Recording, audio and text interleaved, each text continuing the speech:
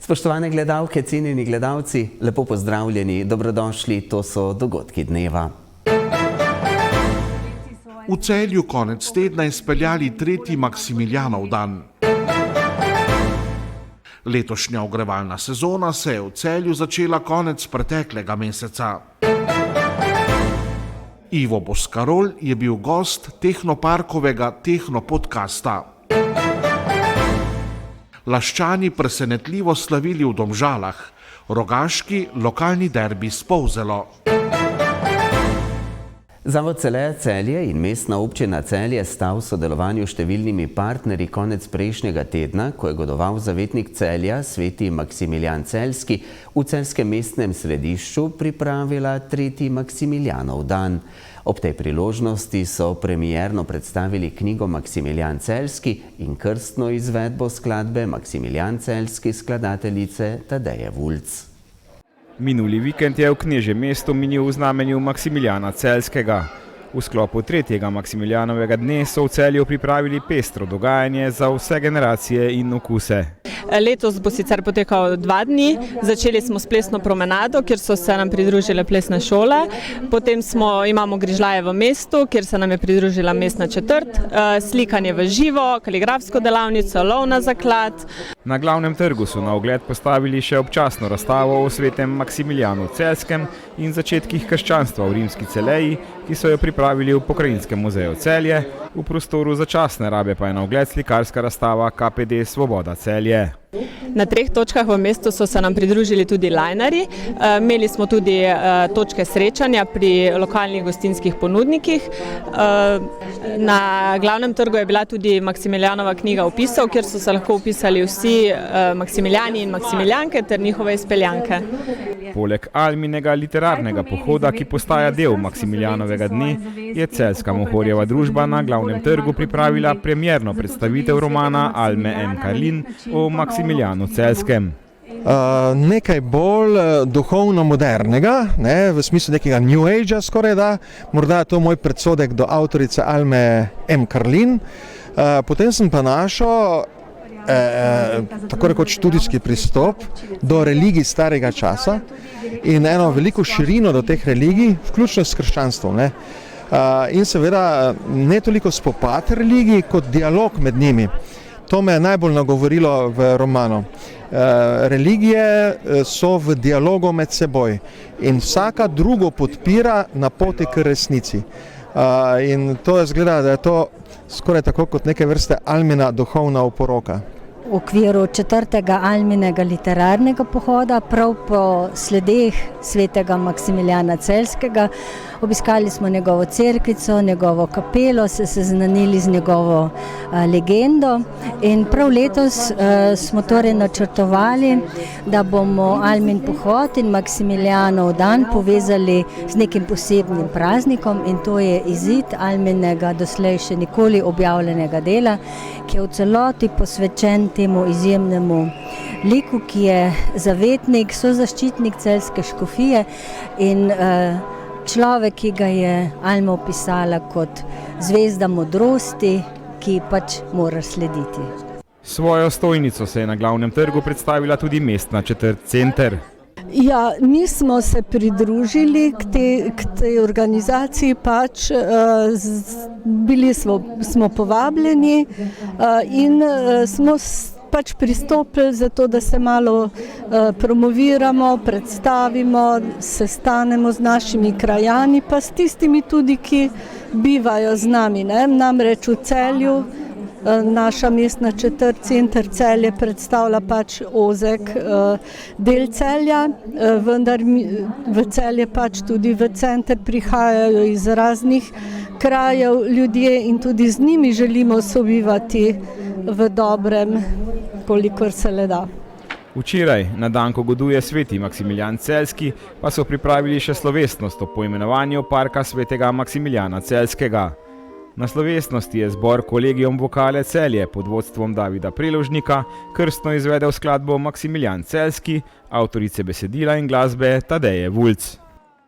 Potem, ko so se temperature v večernih in nočnih urah že konec septembra precej znižale, so v energetiki Celje konec prejšnjega meseca začeli letošnjo ogrevalno sezono. Ta se sicer glede na podatke iz preteklih let večinoma začne okoli 1. oktobra, traja pa do sredine maja. Prvi uporabniki, ki se ogrevajo preko vročevodnega omrežja energetike Celje, so tako z začetkom ogrevalne sezone v minulih dneh že lahko odprli radiatorje in ogrevali stanovanja. Ogrevalna sezona je že tu, kar hitro glede na pretekla leta. Mi seveda smo pripravljeni, ker delom mesta zagotavljamo tudi toploto za toplo sanitarno vodo, tako da je sistem vroče voda dejansko ves čas v pogonu. Ekipe na področju daljinskega ogrevanja so celotno izvensezonski del poskrbele za vzdrževanje kotlovnic, ki jih upravljamo, pripravljajo tudi nekatere podpostaje, tako da start ogrevalne sezone je povezan samo z željo uporabnikov in pa upravnika, da se potem posamezna podpostaja oziroma blok ali objekt vklopi v sistem daljinskega ogrevanja. Tako so torej tudi letos v celjski energetiki poletje izkoristili za vzdrževalna in naložbena dela na vročevodnem omrežju. Pri naložbah izstopa Razlagova ulica, kjer smo dejansko ob obnovi ulice obnovili oziroma postavili nov vročevod in bo omogočil kasneje v prihodnji širitvi daljinskega ogrevanja, da se bo celoten ta del mesta povezal z vročevodom, ki sicer teče skozi mesto. Daljinsko ogrevanje velja za enega cenejših načinov zagotavljanja toplote v objektih. V Celju megavatna ura za gospodinjske odjemalce z davkom stane slabih 85 evrov. Na področju cen moramo razumeti, da je energetika področje, kjer so cene zelo regulirane, torej nam ne omogočajo nekih lastnih poseganj. Cena prodane energije se računa glede na stroške preteklih sezon, ki agencija potem upošteva te stroške. Cena ostaja nespremenjena že od lanskega leta in ni planirana podražitev v tem letu. Že vrsto let tudi v energetiki svetujejo varčno porabo energije, s tem bo nižji tudi mesečni račun. Na področju varčevanja z energijo hitrih rešitev ni. Smiselno so predvsem vlaganja v izolacijo objektov, da je potem raba energije manjša. Vseeno pa ljudje ne pozabijo, da treba objekte tudi prezračiti, da poskrbijo za svež zrak v prostorih, ne glede na mogoče majčkeno večjo porabo energije. Glavni vir celjskega vročevodnega omrežja je toplarna Celje. Del toplote nabavljajo pri furnirnici Merkša, ki ima veliko kotlovnico na biomaso, kot rezervni vir pa ostaja zemeljski plin. Daljinsko ogrevanje v Celju uporablja preko 17.000 ljudi, na ta način pa se ogrevajo tudi nekateri javni objekti in lokali. Celjski tehnopark je obiskal pionir električnega letalstva, ustanovitelj in dolgoletni direktor skupine Pipistrel, v zadnjem času znan tudi kot velik filantrop Ivo Boscarol. Pogovor v okviru tehnoparkovega tehnopodcasta je vodila doktorica Maša Jazbec. Ivo Boscarol je eden bolj priljubljenih slovenskih podjetnikov, znan pa je predvsem kot pionir brezemisijskega letalstva. Odkar je podjetje Pipistrel pred 3 leti prodal, se je podal veliko različnih panog, zato je njegov čas še nekoliko težje dobiti. V bistvu smo zelo dolgo čakali, da smo dobili termin. Prvo povabilo je bilo za naš mednarodni festival robotike in umetne inteligence. Želeli smo, da bi tam predstavil svoje ideje in svojo podjetniško pot. Potem pa, ker se nam tisto ni išlo, smo določili termin, ki sovpada tudi z tednom trajnostnega razvoja. Vemo, da je gospod Ivo Boscarol ne samo podjetnik, da veliko da tudi na trajnost, je v bistvu pionir trajnostnega letalstva z svojim prvim električnim motorjem, ki ga je certificiral. Tako da nismo tudi pričakovali tako velik odziv občinstva in nas to zelo veseli, tako da že snujemo bodoče sodelovanja z njim v prihodnosti, mogoče tudi kakšen novi eksponat v našem tehnoparku. Dolgoletne izkušnje na različnih področjih Ivo Boscarol rad deli tudi z drugimi.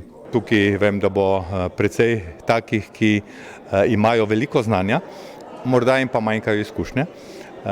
Dan danes so namreč izkušnje malo zapostavljene. Vsi gledamo, kakšna je izobrazba, kaj se je nekdo naučil in tako naprej, ampak dostikrat zlasti mladim res manjkajo izkušnje. Greš dvakrat, trikrat poizkusiti, pa potem vidiš, da ne gre. Če imaš nekoga zraven z izkušnjami, ki te že v prvo pove, ne, jaz sem pa to probal, pa ne gre, prihraniš denar, prihraniš na času in tako naprej. Izmenjava izkušenj je tako ena pomembnejših stvari, na katere prisega Ivo Boscarol. Zato sem že v Pipistrelu upeljal ta koncept, da smo imeli tudi seniorje, ljudi z izkušnjami in tudi to nam je pomagalo, da smo hitro napredovali. In zato, če pride tako povabilo, kot je prišlo, res da smo se dolgo usklajevali, ker jaz imam seveda svoj prosti čas malo bolj razdeljen na kapljice za take stvari, ampak danes moram reči, da sem prav zadovoljen, da bom med sebi enakimi in se bom tudi videl morda v kakšnem bivšem obdobju svojega življenja, ko sem jaz tako začenjal, vedno rad grem med mlade, ker mi da to veliko energije. Osnova vsega pa je seveda znanje. Če lahko uporabim eno morda malo presenetljivo besedno zvezo, ker bo ljudje morda se malo vprašali, zakaj sem tako rekel, ampak je dejansko vsak dan lažje prideti do znanja in do načina razumevanja le-tega. Z raznimi ChatGPT, z znanjem, ki je dosegljivo na levi tipki, na miški in tako naprej. Včasih je bilo potrebno več tega, če lahko rečem, osebnega prenosa znanja. Danes je to drugače in vsi mladi znajo priti do znanja. Kar jim morajo tudi šole dati je to, da jih znajo naučiti, kako nadgraditi to znanje za to, kar potrebujejo in kje ga poiskati, ker jutri, kar se danes učijo v šolah, jutri ne bojo več potrebovali. Tako hitro se stvari spreminjajo. Kljub temu, da je Tehnopark prvenstveno namenjen mlajšim, pa je presenetil tudi primorskega podjetnika. Kar pa moram reči, da me je presenetilo tukaj v Tehnoparku, da je veliko stvari, ki bi jih morali promovirati morda tudi malo širše, ki jih dejansko zelo težko kjerkoli vidiš. In tudi pogovarjal sem se z direktorico, jaz mislim, da je potrebno več sodelovanja s slovensko industrijo, ker jaz poznam takoj na 10 prstov na rokah sem naštel slovenske izdelke, ki so v tem trenutku lahko v svetovni špici in bi morali biti tukaj razstavljeni, da mladi vidijo, kaj delamo v Sloveniji, da bomo postali ponosni na to, kaj Slovenci znamo, kaj gre v svet in da začenjamo razmišljati, da nismo majhni, da smo butični, da imamo dobre stvari. In jaz upam, da bo kakšno slovensko podjetje razumelo, da če prinese sem svoj produkt, svojo tehnologijo, pokazati, da to ni strošek, ampak je to naložba ne samo v podjetje, ampak tudi v naložba v slovensko znanje, da bo kakšen naš inženir več ostal tudi v Sloveniji. Katerega od teh pa bo v prihodnosti za inženirsko pot morda navdihnil ravno Tehnopark.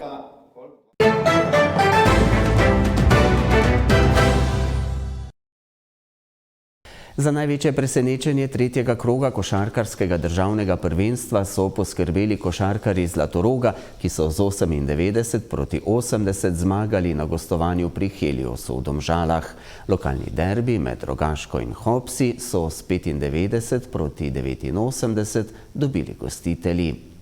Polzelani, ki so tudi v Rogaški nastopili brez poškodovanega Dina Muriča, so v prvi četrtini vodili že za 10 točk, a na polčas odšli za ostankom točke. Srečanje se je prelomilo v zadnjih minutah, ko je Rogaška minuto pred koncem tekme povedla z 9 točkami prednosti. Zaslužena pobjeda Rogaške Slatine. Zaslužena zmaga Rogaške, čeprav tudi če bi zmagali mi, to ne bi bilo nezasluženo.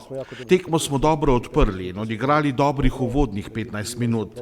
Nato smo imeli težave s skokom v napadu tekmeca in izgubljenimi žogami, ki mislim, da smo jih imeli kar 15. Po skoku v napadu in naših izgubljenih žogah je nasprotnik dosegal kar 32 točk. Še 23 smo jih prejeli v nasprotnih napadih. S tem smo Rogaški precej pomagali do zmage. 23 poena iz kontranapada su dali. Znači dosta im olakšano bilo. Slabo vodu tekmu, nismo dovolj pritisnili žogu, nismo dobro pomagali na pick and rollih, nismo bili fokusirani da speljamo tisto kar smo na treningu delali. Ta ekipa tudi tega še ni sposobna, morali bomo še veliko delati da odpravimo te številne napake, ki jih delamo. Res pa je, da se ekipa ne predaja in mislim, da smo danes na neku fantastično borbenost uspeli priti do zmage, čeprav nekajkrat smo šli na 6, 7, 8 točk razlike, imeli napad, ali se Hopsi vselej vrnili, neverjetna partija Nika Dragana, ki je mimo grede 8-1 v prvih dveh krogih, danes pa mislim, da 8-6. Bili smo bolj fokusirani na šuterje, Urbaniju, na Vašla in pač je on izskočil v tem sistemu s temi tricami. Na koncu te ekipi je zmaga bila zelo potrebna, mi se še lovimo, imamo dosti teh poškodb, ki nas ovirajo. Jones ne more zdržati toliko minut, koliko zdaj trenutno more igrati, ker ni tabaka. Obeg Mensa praktično tekmo v Šentjurju, ni sestavil treninga na tabletah. Joshua Walker se uči, nastavljeno mala rotacija in namesto da bi mi pritiskali Povzelu, ki je stara ekipa in v zadnji četrtini dali na gas, tega nismo bili sposobni, ampak na nek način sem zelo zadovoljen z odnosom do igre in kot sem prej povedal, zgubljene žoge, napake v obrambi, to bo treba korak po korak odpravljati. Polzelani so v prvem polčasu preglavice gostiteljem povzročali predvsem z igro po globini na Fifolta. Kasneje so se zanašali predvsem na met z razdalje, kar je bila voda na mlin domačega moštva.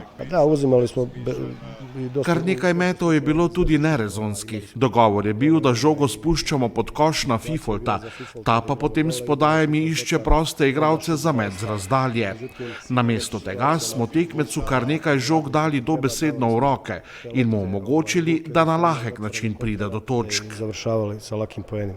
Pri Hopsih je Nik Dragan dosegel 26 točk. Pri gostiteljih je bil z 19 najboljši David Križanič, sicer novinec na slovenski prvoligaški sceni. Križanič je delal konstantno dobro, že prej, ko pač občinstvo ni gledalo, ko smo gledali prijateljske tekme, je to, ima svoje pomanjkljivosti, ampak mu ni za videti, da bi bil drugoligaški igralec, je bolj prvoligaški igralec. Colnarič niha gor dol, medtem ko oba dva Američana pod košem še nista dala, kaj bi morala, razen Obeg Mensa je odigral odlično tekmo v Šentjurju, ko je bil zdrav, zdaj pač na eni nogi malo pomagal, Walker se pa mora učiti, upamo, da se bo kaj naučil. Trener Rogaške Damjan Novaković je prvo minuto odmora zahteval že po poldrugi minuti igre. Nato pa v drugem polčasu sploh ni več posegel po prekinitvi. Enostavno ni bilo tega momentuma, da bi vzel. Moja navada je, da vzamem en time out v drugem polčasu, sploh če tekma tesna in ona dva po domače šparam za zadnjih 10-15 sekund, če treba kak specializavta narediti za zmago in to je glavni razlog. Rogaška bo v četrtem kolu gostovala pri sosedih v Podčetrtku, Polzelane pa v soboto čaka gostovanje pri največjem presenečenju dosedanjega dela lige, Laškemu. Že pred sezono sem opozarjal na to, da je Laško moštvo, ki lahko preseneti vsakogar. In na začetku sezone se ta moja predvidevanja potrjujejo. V tem tednu bomo skušali odpraviti napake, ki smo jih delali v Rogaški in v Laškem spet priti nazaj v zmagovalne tirnice. Laščani so po pokalni zmagi proti Šentjurju in prvenstveni proti Rogaški na kolena spravili še enega velikega favorita. V Domžalah so bili boljši od Heliosa. Izjemna tekma naše ekipe. Izkoristili smo to, da je Helios imel v sredo energetsko zelo težko tekmo, kar se je poznali. Mi smo prikazali res eno veliko mero energije, spet veliko mero požrtvovanosti. Predvsem pa mislim, da vsak trenutno v tej ekipi ve, kaj se od njega na igrišču pričakuje.